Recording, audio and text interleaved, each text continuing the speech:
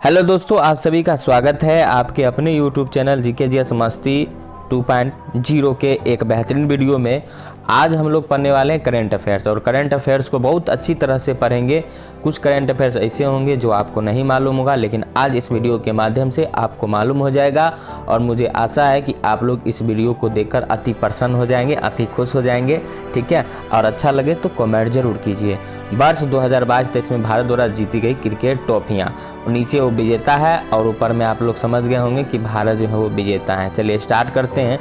Under 19 पुरुष विश्व cup विजेता 2022 है ना, तो 2022 का विजेता भारत और उप विजेता इंग्लैंड। ठीक है, अंडर 19 महिला विश्व कप 2023 उप विजेता इंग्लैंड, विजेता भारत। महिला एशिया कप 2022 विजेता भारत, उप विजेता श्रीलंका। नेत्रहीन T20 विश्व कप 2022 उप विजेता बांग्लादेश, विजेता भारत। और नेत्रहीन T20 जो वर्ल्ड कप हुआ उसका ब्रांड एम्बेसडर आपको याद रखना है कौन थे, तो आपको याद रखना है brand ambassador Yuvraj Singh. Birmingham Commonwealth 2022 Australia स्वर्ण पदक, भारत रजत पदक, तो इसको याद रखना है। ठीक है, चलिए अब आगे बढ़ते हैं और ड्रोन से संबंधित क्वेश्चन को देखते हैं। ठीक है, ड्रोन से संबंधित क्वेश्चन क्या कहता है उसको शानदार पूर्वक से मजेदार रूप से देखना है। भारत का पहला ड्रोन एक्सपो चेन्नई, भारत का पहला ड्रोन स्कूल ग्वालियर। ग्वालियर जो पड़ता है वो कहाँ पड़ता है? मध्य प्रदेश में पड़ता है। ड्रोन का उपयोग करके पहली बार मेल डिलीवरी गुजरात। ड्रोन से दवा वितरित करने वाला पहला राज्य तेलंगाना। ड्रोन नीति को मंजूरी देने वाला पहला राज्य हिमाचल प्रदेश। भारत का पहला यात्री ड्रोन वरुण। उसके बाद आपको देखना है स्वास्थ्य क्षेत्र में ड्रोन का पहला प्रयोग उत्तराखंड। उसके बाद सार्वजनिक क्षेत्रों में ड्रोन उड़ाने की अनुमति इजराइल। भारत का सौर संचालित ड्रोन का नाम सूरज। तो इसको आपको याद रखना है अच्छी तरीके से, शानदार रूप में, मज़ेदार रूप में। ठीक है, चलिए अब आगे बढ़ते हैं। और अगला क्या कहता है, राष्ट्रीय महिला दिवस पे हम लोग बेहतरीन रूप से जानकारी लेने वाले हैं। कन्फ्यूज़न नहीं करना है, क्योंकि कन्फ्यूज़न लोग सब कर देते हैं कि भाई राष्ट्रीय महिला दिवस और अंतर्राष्ट्रीय महिला दिवस में। तो अंतर्राष्ट्रीय महिला दिवस 8 मार्च और राष्ट्रीय महिला दिवस 13 फरवरी को। तो आयोजन 13 फरवरी, शुरुआत 2014। क्यों मनाया जाता है? क्योंकि इस दिन जो है सरोजिनी नायडू का जन्म हुआ था। चलते हैं सरोजिनी नायडू के बारे में जानते हैं बहुत अच्छी तरीके से। जन्म 13 फरवरी 1879 हैदराबाद। माता का नाम सुंदरी, पिता का नाम अघोरनाथ चट्टोपाध्याय, उपनाम भारत कोकिला, और भारत कोकिला के नाम जाना जाता है सरोजिनी नायडू। ये भी बात आपको याद रखना है शानदार तरीके से। मृत्यु 2 मार्च 1949 को हुआ था, ये बात आपको याद रखना है। आगे बढ़ते हैं और आगे क्या कहता है ये देख लेते हैं। कांग्रेस की अध्यक्ष बनने वाली भारत की प्रथम महिला ये जो थी सरोजिनी नायडू थी, और कानपुर अधिवेशन में इनको बनाया गया था 1925 में। नमक सत्याग्रह 1930 में इन्होंने भाग लिया था। गांधी जी के साथ इन्होंने हर संभव साथ दिया। गांधी जी जहाँ जाते थे उनके पीछे ये महिला के रूप में खड़ी रहती थी। इनमें जोश जज्बा महिलाओं के प्रति बहुत ज़्यादा था। संविधान सभा में 15 महिलाओं में से एक थी, उनका नाम था सरोजिनी नायडू। और देश की प्रथम महिला राज्यपाल का नाम अगर पूछा जाए तो आपको याद रखना है सरोजिनी नायडू। और प्रमुख लेख में आपको याद रखना है the lady of lake, golden threshold, the world of time, the broken wings, टेवरल सॉन्ग। और लास्ट नोट में लिखा गया अंतर्राष्ट्रीय महिला दिवस 8 मार्च को मनाया जाता है। तो बिल्कुल आपको याद रखना है।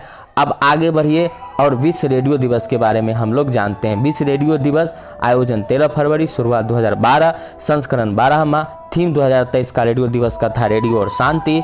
अब जानते हैं आगे क्यों मनाया जाता है 13 फरवरी को रेडियो दिवस, विश्व रेडियो दिवस, इसके बारे में जान लेते हैं। क्योंकि 13 फरवरी 1946 में अमेरिका में पहली बार रेडियो ट्रांसमिशन से संदेश भेजा गया था। इसका उद्देश्य है युवाओं को रेडियो की ज़रूरत और महत्व को समझाना। एक समय ऐसा था, हम आपको कुछ और बताना चाहते हैं। एक समय ऐसा था कि उस समय जब किसी का शादी होता था तो उसमें रेडियो दिया जाता था। क्या मालूम होगा आप लोग को भी रेडियो दिया जाता था। और पहले ज़माने के लोग रेडियो बहुत सुनते थे, और अभी भी कुछ ऐसे व्यक्ति हैं जो कि रेडियो ज़रूर सुनते हैं। आप लोग भी सुना कीजिए। ठीक है, चलिए बहुत बढ़िया। अब तो क्या है, अब तो रेडियो का ज़माना नहीं है, लेकिन फिर भी आपको अच्छे न्यूज़ सुनना है तो आप रेडियो ज़रूर सुनिए। चलिए, भारत में पहली बार रेडियो प्रसारण 1923 में बम्बई रेडियो क्लब से। किस वर्ष ऑल इंडिया रेडियो का नामकरण आकाशवाणी हुआ? तो 1957। प्रसार वार्षिक का गठन हुआ 1997। ये भी याद रखना है आपको। इसका मुख्यालय कहाँ है? तो इसका मुख्यालय नई दिल्ली। सीईओ कौन है? गौरव द्विवेदी। भारत की सार्वजनिक प्रसारण संस्था दूरदर्शन, आकाशवाणी इसमें शामिल है। तो आशा करते हैं कि ये सभी आपको अच्छी तरह से आप पढ़ लिए होंगे और मुझे ये भी आशा है कि आपको ज़रूर याद हो गया होगा। चलिए ठीक है, आगे थोड़ा और देख लेते हैं। अब जानते हैं हम लोग राज्यपाल उपराज्यपाल के बारे में।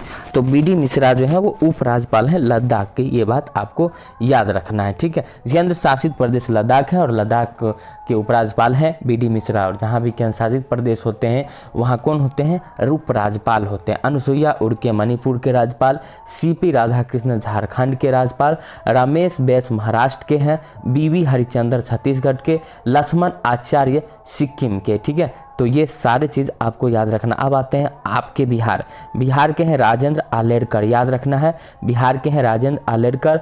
और आंध्र प्रदेश के हैं एस अब्दुल नज़ीर। और आपको है अरुणाचल प्रदेश का तो केटी याद रखना है, केटी परनाई। क्या नाम है? केटी परनाई। ठीक है, अब आगे बढ़ते हैं और नीचे चलते हैं। नीचे में क्या है?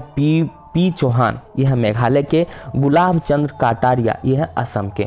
तो आशा करते हैं कि ये सभी राज्यपाल और उपराज्यपाल आपको अच्छी तरह से याद हो गया होगा। और बिल्कुल इस वीडियो को आप देख के ज़रूर प्रसन्न होइएगा, और प्रसन्न हुए हैं तो शेयर ज़रूर कर दीजिएगा। जय हिंद, वंदे मातरम।